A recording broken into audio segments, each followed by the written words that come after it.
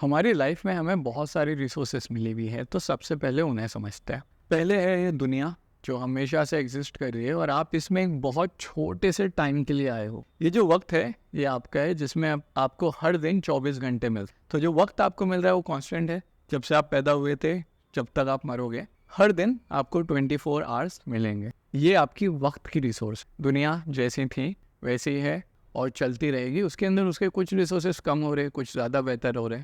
For example, हमारे parents के लिए इलेक्ट्रॉनिक और बाकी चीज़ों की रिसोर्सेज अवेलेबल नहीं थी। हमारी आने वाली जनरेशन के लिए ग्लोबल वार्मिंग की वजह से अच्छा वेदर अवेलेबल नहीं होगा। तो दुनिया अपने हिसाब से चेंज हो रही है, हम उसमें एक छोटा सा हिस्सा ऑक्यूपाई कर रहे हैं। उसके साथ में आपकी हेल्थ, जब आप पैदा होते हो तो आपकी हेल्थ कम होती है, फिर धीरे धीरे धीरे वो बढ़ती है, फिर आप पीक पे पहुंचते हो 20, 30, 40, और फिर उसके बाद वो डिक्लाइन होना शुरू हो जाती है।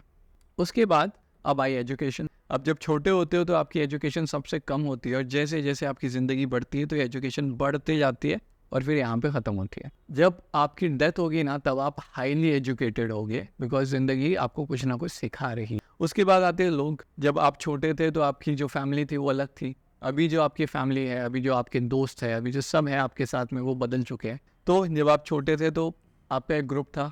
आपके बचपन के फैमिली फ़ोटोज़ में कुछ ऐसे लोग होंगे जिन्हें अब ना तो आप मिल सकते हो फॉर एनी रीज़न। हो सकता है वो दुनिया में है, नहीं है, दूर हो चुके हैं, या आप मूव कर चुके हो एक सिटी से। तो फिर हमारे लोग कम होते हैं, फिर हमारी ज़िंदगी में नए दोस्त आते हैं। उसके बाद में फिर कॉलेज के बाद वो छूट जाते हैं। उसके बाद जॉब में जो लोग मिलते हैं वो दोस्त वैसे नहीं होते जैसे हमारे पहले रिलेशन हुए थे।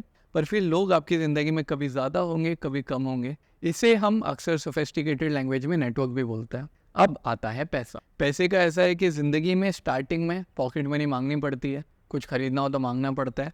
तो पैसा आपकी ज़िंदगी में कंपैरेटिवली इन बाकी रिसोर्सेज के कंपैरिजन में थोड़ा कम आता है, और फिर वो धीरे धीरे बढ़ता है। कुछ लोगों के लिए वो बढ़ के गिर जाता है, कुछ लोगों के लिए बढ़ के स्टेबल रहता है जैसे गवर्नमेंट जॉब के लिए, और कुछ लोगों के लिए वो बढ़ के एकदम बढ़ जाता है जैसे स्टार्टअप वालों के लिए। और फिर इसके अंदर अभी आप ऐसे कई एग्जाम्पल ले सकते हो जो भी आपके दिमाग में आए। ये हुई रिसोर्सेज की बात। आपने वीडियो क्लिक किया था कंट्रोल के ऊपर, कि अगर मुझे कंट्रोल समझना है तो मैं क्या देखूँ या क्या समझूँ। कंट्रोल किस पे करोगे? इन रिसोर्सेज पे।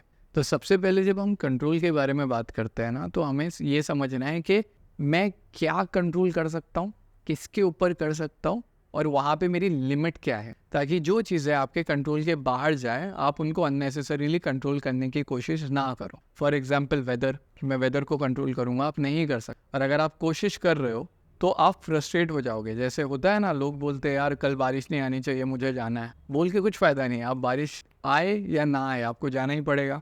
तो अगर अभी से दिमाग बना लोगे कि कुछ चीज़ें हैं जो मैं कंट्रोल नहीं कर सकता, दूसरों का मूड, दूसरों का बिहेवियर, कोई लॉयल है, कोई लॉयल नहीं है, किसी क्लाइंट को आपका काम पसंद आएगा, किसी को नहीं आएगा, जितनी जल्दी ये चीज़ें एक्सेप्ट कर लोगे उतना बेहतर होगा आपके दिमाग के लिए। और इसीलिए सबसे पहले ये समझना ज़रूरी है कि हमारे कंट्रोल में है क्या। जब ये समझ में आ गया तो कौन सी चीज़ें कंट्रोल में नहीं है अपने आप समझ में आ जाएगी, और फिर आखिरी में उन्हें छोड़ देना, ताकि आपका दिमाग एकदम नॉर्मलाइज, स्टेबलाइज हो जाए। तो आपके कंट्रोल में आता क्या है? आपके कंट्रोल में सबसे पहले आता है आप खुद, सेल्फ के अंदर आते हैं आपके ख्याल, ख्यालों से बनता है इमोशन। इस इमोशन में अक्सर हम कुछ एक्शन कर जाते हैं, या तो एक्शन से रिफ्रेन कर जाते हैं जहाँ पे हम रुक जाते हैं एक्शन लेने। उसके बाद आता है आपका खुद का एटीट्यूड, किसी भी चीज़ के बारे में आप कैसे सोचते हो। ये जो आज का ये जो पूरा चैनल है ना, ये कहीं ना कहीं उसी चीज़ पे बेस्ड है कि हमें पर्सपेक्टिव समझना है और एटीट्यूड बदलना है, ताकि हम किसी भी मुसीबत से हटे नहीं हैं, हमें डर नहीं लगे। यहाँ पे आता है एटीट्यूड। फिर आता है वैल्यू, मैं झूठ नहीं बोलूँगा क्यों किसी का नुकसान हो रहा है इसलिए, ये होता है वैल्यू। और फिर आता है फोकस, कि आपको फोकस कहाँ पे करना है। जैसे आप फोकस करोगे अपने कंट्रोल पे, उन चीज़ों पे नहीं जो आपके हाथ में या आपके हक में नहीं है। यहाँ पे अगर आप इतनी चीज़ें भी समझ जाइए ना कि बस ये मेरे कंट्रोल में है, और अगर आप इन्हें ही हैंडल कर लो तो बहुत सारी चीज़ें आराम से हैंडल हो जाएगी। जैसे आपके दिमाग में अभी शाहरुख सर का एक कहीं पे मैंने ये पढ़ा था इंटरव्यू में, और ये मैं पहले भी रिपीट कर चुका हूँ। उन्होंने कहा था, किसी ने कहा था कि आप इनके बारे में क्या सोचते, तो उन्होंने बोला था मैं अच्छा भी नहीं सोचता, मैं बुरा भी नहीं सोचता, मेरे पास इतना टाइम ही नहीं है कि मैं आपके बारे में सोचूं। अब उस चीज़ को ज़रा ध्यान से सोचो। ऐसा समझो कि आपकी एक ऑफिस है, उस ऑफिस के अंदर आप बैठे हो और आपको कोई पूछ रहा है कि बॉस आज क्या काम किया जाए। आप उसे बोलते हो कि सुन यार, वो बंदा है ना जिससे मुझे चिढ़ आती है, मुझे उसकी कहानियाँ सुना। अभी आप भी सोच रहे हो, मैं भी सोच रहा हूँ कि ये थोड़ा वियर्ड है, पर हम हमारे दिमाग को भी तो यही बोलते हैं ना। और जब मैं बोल रहा हूँ कि आपका आपके दिमाग के ऊपर कंट्रोल है, मतलब आपका आपके थॉट्स के ऊपर कंट्रोल है। आप चीज़ें लिख सकते हो, आप बेहतर चीज़ें सुन सकते हो। और ये एक रेवलेशन मुझे थोड़े टाइम पहले समझ आई थी।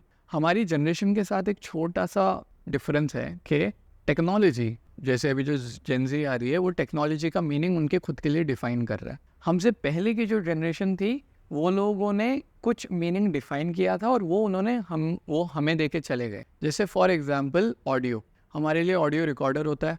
अगर मैं आपसे अभी नाम गिनाऊं कि ऑडियो किस चीज़ के लिए यूज़ होता है, तो आप क्या बोलोगे? बॉस रेडियो सुन सकते हैं, गाने सुन सकते हैं, पॉडकास्ट सुन सकते हैं, हो गया, म्यूज़िक सुन सकते हैं। लेकिन अगर हम इसके थोड़े से डीप में जाए और ये सोचे कि ऑडियो है क्या, मैं कुछ बोल रहा हूँ और ये कैपेसिटी हमारे पूर्वजों को नहीं थी कि वो अपनी ही बात वापस सुन सके। तो अगर मेरा कुछ ख्याल है, वो मैं बोलता हूँ और उसे एक बॉक्स में कैद कर लेता हूँ, मे बी आपका मोबाइल फ़ोन। मेरे पास अब ये कैपेसिटी है कि मैंने पास्ट में क्या बोला था उसको मैं वापस जाके सुन सकूँ। अब आप सोचो ना, आप इसको कैसे यूज़ कर सकते हो। आपकी मेमोरीज़ को आप रिप्ले कर सकते हो। आपको अगर कभी मोटिवेटेड फील हो रहा है, आप खुद के लिए एक मैसेज रिकॉर्ड कर सकते हो जो आप बाद में सुन सकते हो जब आप डिप्रेस फील करो। इन सारी चीज़ों को हम कंट्रोल कर सकते हैं। और मैंने खाली एक एग्जाम्पल दिया है, आप अभी जाके अपने खुद के एग्जाम्पल्स बनाइए इन सारी चीज़ों के लिए, जहाँ पे आप खुद के कंट्रोल को अच्छे से समझो। उसके साथ में अब आपने जब सेल्फ को समझ लिया, तो सेल्फ से होता क्या है? दूसरों के साथ बिहेवियर। इस बिहेवियर के अंदर आती है दो चीज़ें। पहले हैबिट, आपका जो बिहेवियर है, आपका जो बात करने का तरीका है। अब मैं मुंबई से, मैं मुझे नहीं बोलता, मैं मे को बोलता हूँ, मेरे को बोलता हूँ।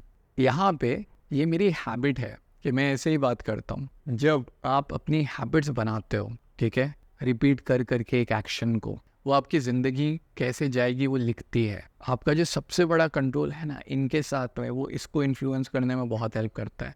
अगर आप बार बार ऐसी हैबिट बना लेते हो कि कुछ भी होगा तो आप चिढ़ोगे ही, तो फिर ज़िंदगी में कितना भी अच्छा हो जाए आप चिढ़ोगे ही उस पर। लेकिन अगर आप ऐसी हैबिट बना लेते हो कि कुछ भी हो जाए यार मैं टेंशन नहीं लेता, छोड़ना, देख लेंगे, ये सोचने का ये क्या है? ये थॉट का एक पैटर्न है जो रिपीट हो रहा है। अगर आप यहाँ पे अपनी हैबिट बना लेते हो कि कुछ भी हो जाए मैं तो ऐसे ही सोचूंगा, सोचो आपको हराना कितना मुश्किल हो जाएगा। अब वो जो हैबिट है आपकी सोचने की, ज़िंदगी आपके पास कुछ भी दे दे आप उसको खेल जाओगे। और इसे हम बोलते हैं रिएक्शन। ज़िंदगी ने आपको एक एक्शन करके दी है, आप उस पर रिएक्ट करके दिखा रहे हो, ये है आपका बिहेवियर। अब इस बिहेवियर को जॉब में डालो, रिलेशनशिप में डालो, फैमिली में डालो, क्लाइंटेल में डालो, फ्रेंड्स के साथ डालो। जब आप ये करते हो तो बनती है आपकी रिलेशन। कुछ लोग आपने देखे होंगे जो कम्युनिकेट इतने अच्छे तरीके से करते हैं कि किसी भी प्रॉब्लम को सॉल्व कर देते हैं।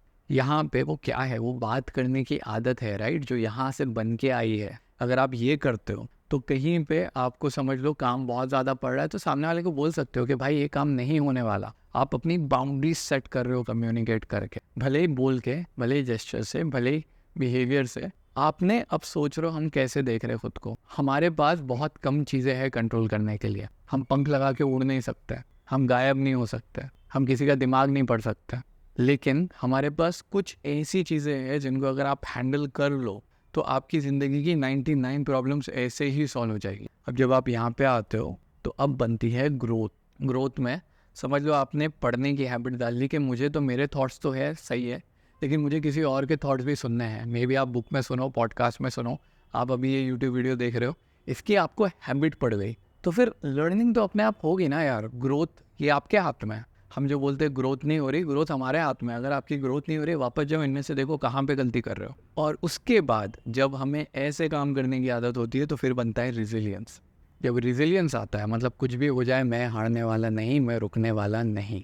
अब आप ये सोचो कि जब आप ऐसे चल रहे हो और इन रिसोर्सेस को अब देखो, वक्त है मैनेज कर लेंगे, हेल्थ है संभाल लेंगे, एजुकेशन लर्निंग के साथ जितनी आएंगी पढ़ लेंगे और आगे बढ़ते जाएंगे, और जितना जल्दी जितना ज़्यादा पढ़ सकते हैं पढ़ेंगे। लोग आएंगे तो उनसे ढंग से बिहेव करेंगे, पैसा आएगा उसे अच्छे से संभालेंगे, और क्योंकि बढ़ रहे हैं तो ज़्यादा बेटर ग्रोथ करेंगे। और फिर इस दुनिया को जितनी पावरफुल तरीके से यूज़ कर सकते हैं करेंगे, और बेहतर छोड़ के जाएंगे जैसे ढूंढा है उसे। जब आप इसे ऐसे यूज़ करोगे तो अब एक क्वेश्चन है, इतनी ही पावर्स क्यों है हमारे पास? हमारे पास इतनी ही पावर्स इसलिए है क्योंकि ये काफ़ी है।